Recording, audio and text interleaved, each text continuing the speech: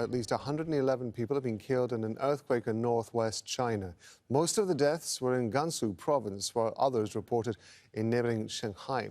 The magnitude 6.2 earthquake struck late on Monday evening. Rescue efforts continued through the night to reach people trapped in the affected villages. Well, Katrina used live for us in Beijing. Just talk us through what's been happening in the hours after this earthquake, Katrina. Well, emergency teams were rushed to the area and they worked all through the night trying to rescue people from underneath the rubble, but their efforts were hampered by several aftershocks that took place.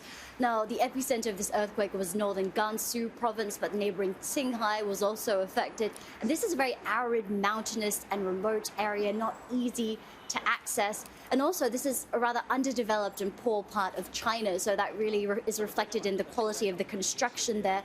The government says 4,000 houses were destroyed here, and there are many videos circulating on social media showing these collapsed buildings in the villages, people fleeing onto the streets. Now, as I mentioned, the government said they have sent emergency rescue teams from all over the region to attend to the people there, but it's really difficult, this rescue operation, because water, power, telecommunications have been disrupted. And adding to that is that we're currently experiencing a freezing winter here in northern China. Right now in Gansu province, it's minus 10 degrees Celsius. Overnight, it would have been even colder. So rescue efforts are also focusing on the thousands of people who are now homeless, having to deal with these sub-zero conditions. And the government has set up some tents there in order to house these people. Of course, these tents are nowhere near enough for them to keep warm.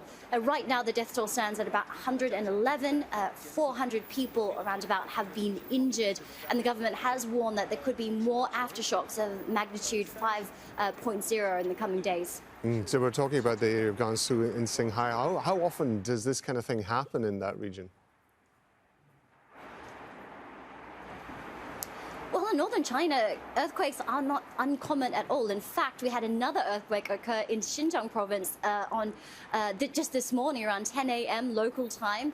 Thankfully, nobody was injured there, about 5.5 magnitude there.